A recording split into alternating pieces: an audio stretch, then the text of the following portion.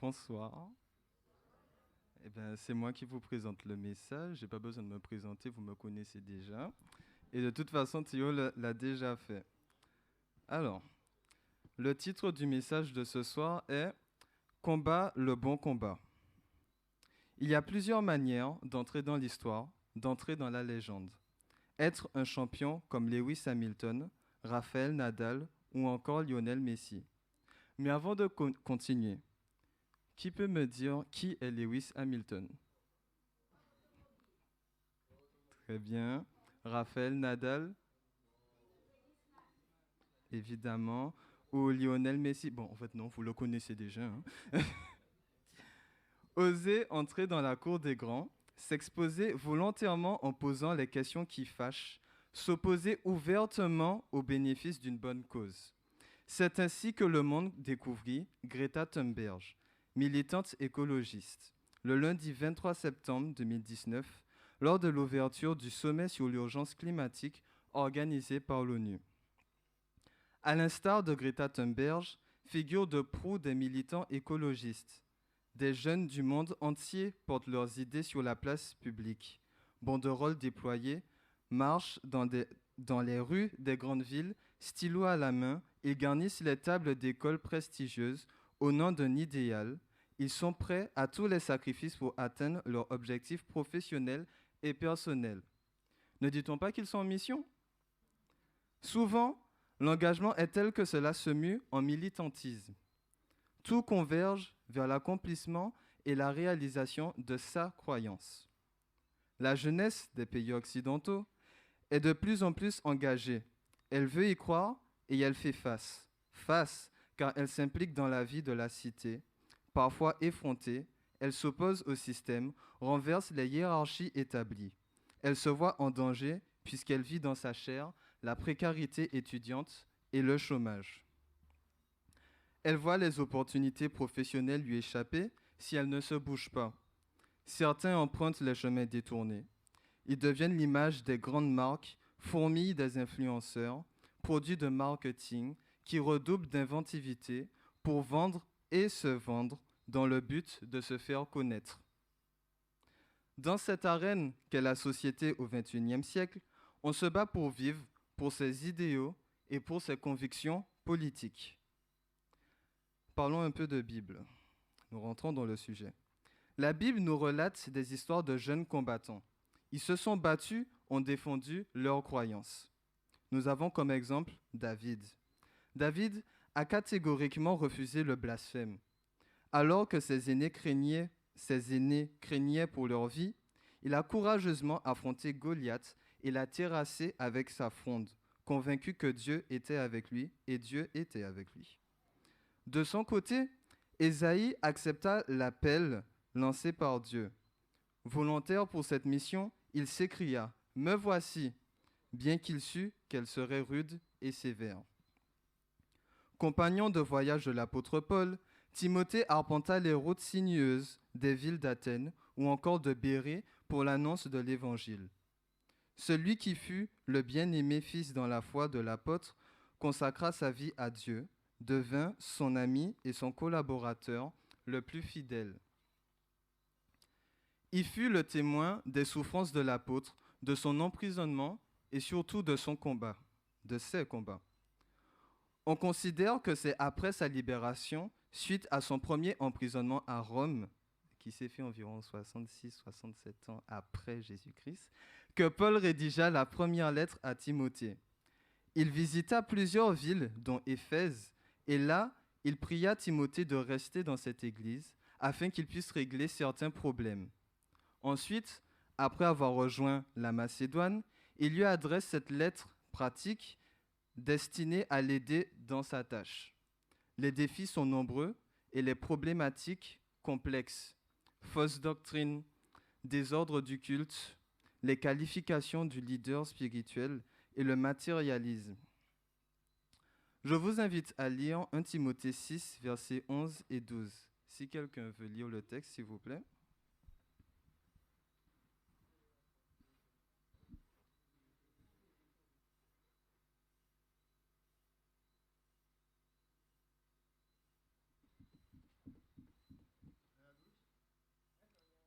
1 Timothée 6, 1.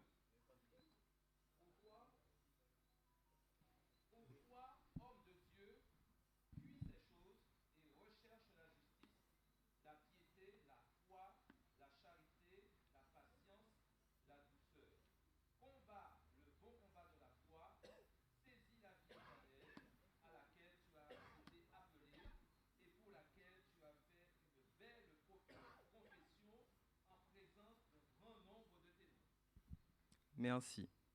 Combat le bon combat de la foi. Dans certaines versions, vous lirez plutôt combat le beau combat de la foi. La noblesse de combat s'évalue bien plus par l'idéal visé par le combat et bien que moins par l'enjeu personnel. L'homme politique engagé dans un combat pour la paix, pour les droits humains, sera bien plus honoré et adulé que celui qui se bat pour le pouvoir. Le prix le plus prestigieux n'est-il pas le prix Nobel de la paix? La recommandation de Paul à Timothée de combattre le bon combat de la foi est avant tout une interpellation à tous les chrétiens, jeunes ou moins jeunes, à définir leur idéal, leurs objectifs et leurs ambitions personnelles. Lorsque l'apôtre interpelle à combattre le bon combat, c'est après avoir développé tous les enseignements bibliques sur la loi, le salut et la personne du Christ. D'une certaine manière, combat et foi pourraient être deux antinomiques. La foi repose sur la ferme conviction des choses qu'on espère et une démonstration de celles qu'on ne voit pas. Ainsi, comme le soutenaient les prophètes, notamment Habakkuk et Amos, la foi est une confiance absolue en l'action de Dieu pour les hommes, dans des contextes parfois très difficiles. Par conséquent, elle invite à une paix intérieure et une prise de recul face aux circonstances de la vie. Au contraire, le combat présuppose une volonté de vaincre son adversaire en se protégeant des attaques. Quelle que soit l'approche utilisée, offensive ou même défensive, le combattant désire contrôler les événements et attend le moment décisif pour asséner le coup final. Toutefois, ces deux mots rapprochés doivent se lire dans le contexte du conflit entre le bien et le mal. Timothée, par vocation, a choisi de consacrer sa vie au service de Dieu. Le serviteur de Dieu, du fait de son engagement, sera une cible de Satan et fera face à toutes sortes d'épreuves déstabilisantes qui auraient pour conséquence le découragement, la sensation de stagner, de ne pas y arriver et ainsi une perte de foi. L'apôtre Paul établit la liste des potentielles menaces pour l'homme de Dieu. L'orgueil, l'amour de l'argent et les disputes. Je vous invite à lire 1 Timothée 6, versets 3 à 10. Si un jeune peut lire, ce serait superbe.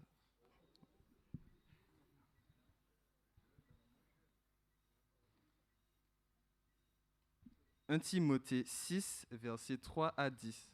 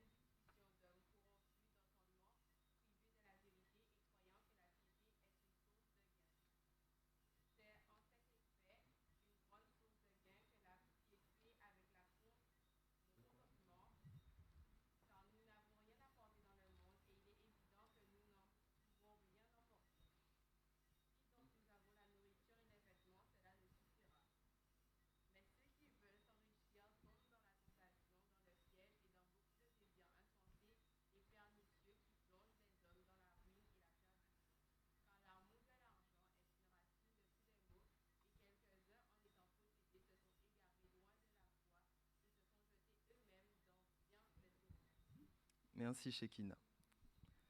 Elles sont, à l'opposé, des vertus et des valeurs prônées par le leader spirituel. Au contraire, dit l'apôtre, l'attitude est de s'éloigner de tout cela, prendre de la distance. Pourquoi? Tout simplement parce que les faux docteurs décrits ici sont pénétrés d'orgueil et leurs thèses sont fondées sur de fausses doctrines qui sont guidées par l'amour de l'argent. Ils ont donné l'impression d'avoir adhéré à la foi, mais se sont vite détournés de la vérité et se sont opposés à elle. Le véritable leader se distingue par sa foi et non par l'ambition personnelle. Le jeune, comme Timothée, qui veut faire la différence, représente les valeurs de Jésus-Christ. Beaucoup de stars affichent leur réussite sur les réseaux sociaux. Ils postent des vidéos ou photos de leurs nouvelles voitures de luxe, de leur yacht ou de leur villa. La richesse est une valeur étalon pour montrer leur ascension sociale et qui compte pour la société. Combien d'entre elles sont retombées dans l'anonymat après avoir été piégées par un proche, après avoir défrayé la chronique pour un fait divers? Certaines n'ont pas pu gérer et se sont laissées emporter par la dépression. Il y a une différence entre ce que l'on voit et ce qu'est la réalité. Le combat de la foi est le renoncement au plaisir du monde, au mode du moment, à l'appât du gain et la séduction de la notoriété. Sortir de la culture du laïc. Certainement, être un jeune chrétien comme Timothée, c'est aller dans le sens inverse de tout ce qui se passe aujourd'hui. Prôner un style de vie austère et jugé rétrograde. Alors, les caractéristiques de l'homme de Dieu, nous allons voir ça dès maintenant. Le combat de la foi est une lutte réelle pour tous les chrétiens, pour tous ceux qui aiment Jésus-Christ. Cela nécessite une ascèse et une discipline à la manière des sportifs qui s'entraînent plusieurs heures par jour, dans le but de s'emparer du plus précieux trophée. De même pour Timothée, tout l'enjeu est là. Comment résister? Comment y faire face? Comment développer une relation solide de confiance avec Dieu dans les moments les plus tendus de l'existence? Comment être un exemple? Lisons ensemble les textes suivants. Alors, 1 Corinthiens 9, versets 24 à 27.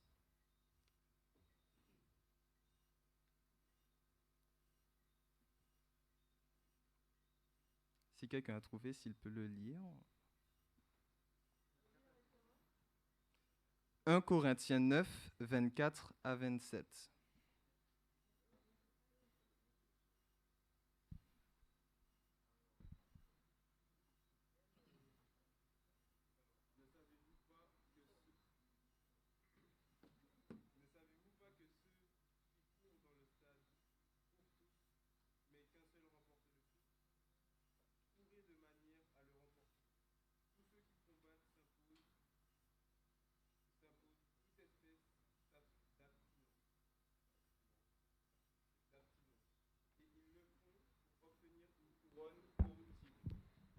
Mais nous, faisons-le, faisons-le pour une couronne incorruptible.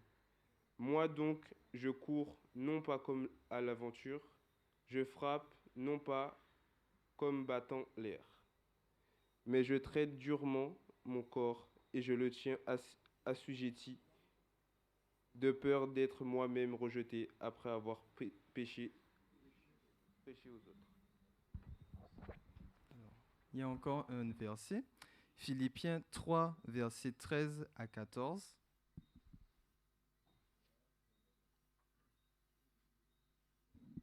Philippiens 3, 13 à 14.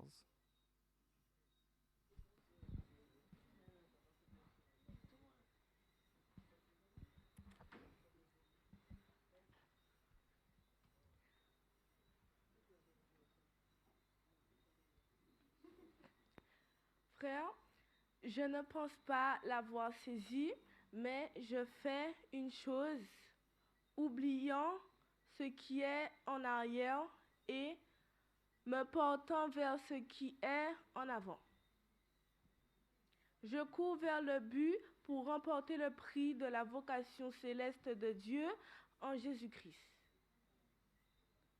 Nous tous, Nous tous, donc, qui sommes parfaits, ayons cette même pensée, et si vous êtes en quelque point dans notre avis, Dieu vous éclairera aussi là-dessus. C'était juste à 14. Hein? Ah. Et le dernier verset qui est 2 Timothée 4, verset 7.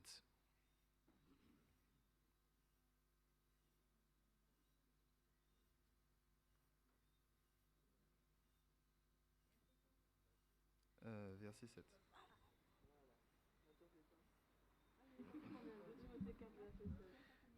J'ai combattu le bon combat, j'ai achevé la course, j'ai gardé la foi.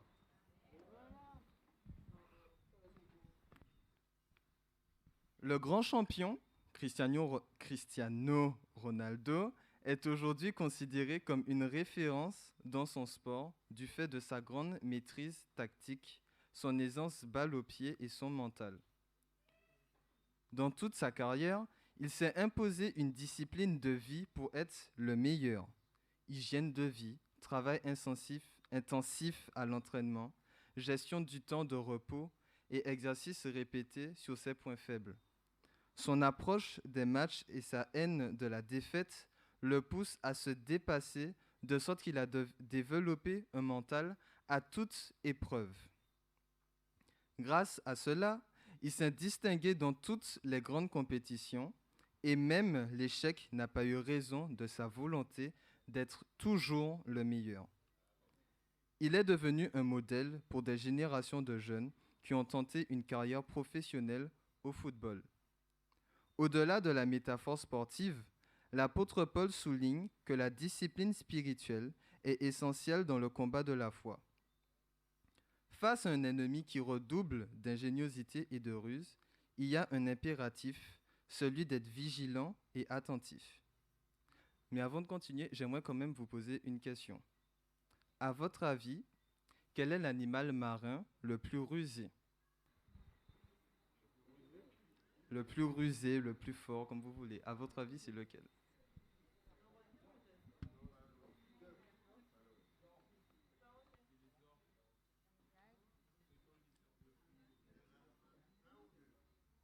Je vous propose un animal très intéressant qui s'appelle la seiche.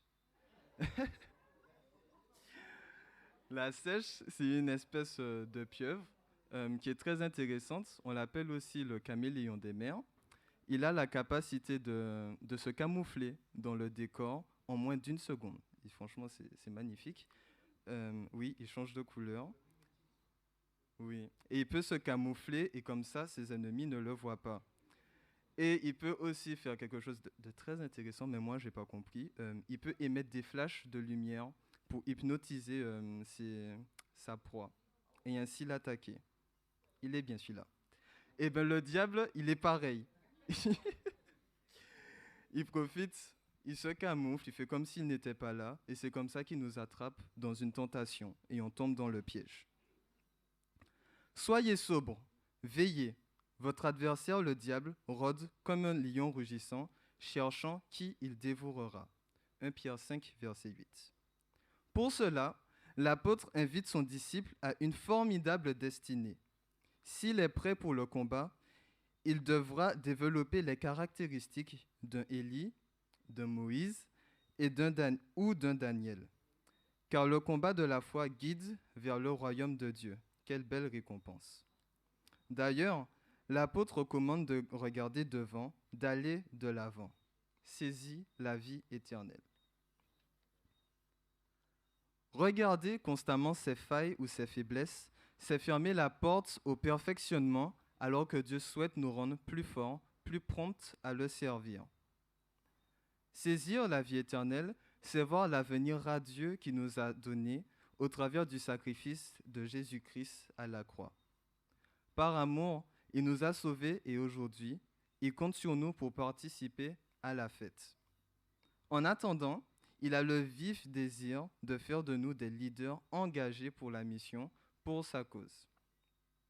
À cela, 5 caractéristiques sont nécessaires et primordiales. La piété. s'attacher aux valeurs chrétiennes, leur donner du sens dans notre vie de tous les jours, une manière de s'approprier chaque les promesses de Dieu dans la vie présente et de témoigner notre désir de lui ressembler. Le contentement, compter sur Dieu en toutes circonstances, accepter chaque bénédiction comme une grâce spéciale, même le simple repas du midi, les biens matériels bien acquis, apprendre à vivre avec ce que Dieu nous donne. Recherche la justice. Chaque jour, contempler Jésus-Christ dans son amour en réservant des temps privilégiés dans la méditation de la parole et dans la prière. Cette quête nous incitera à faire le bien autour de nous. L'amour, aimer son Église, sa famille, ses amis, ses ennemis, même quand les relations sont tendues et compliquées. Être un acteur de réconciliation et de la paix. La patience, qualité du chrétien qui, par la confiance, attend la réalisation des promesses de Dieu quand le temps semble s'éterniser. Ne pas laisser les circonstances défavorables nous décourager au point de mettre Dieu de côté. Et enfin, la douceur. Ne pas entrer dans le cycle de la violence. Apporter une parole réconfortante, apaisante. En conclusion, je m'arrête là malheureusement. Dieu compte sur chaque génération de chrétiens. Le message à Timothée est aussi pour vous, pour toi et pour moi. C'est un appel vibrant à être un leader engagé, un leader convaincu. Dieu désire que la jeunesse chrétienne se lève pour porter les valeurs les plus hautes, alors que la fin est proche. Veux-tu lui répondre favorablement? Es-tu prêt à t'engager pour lui?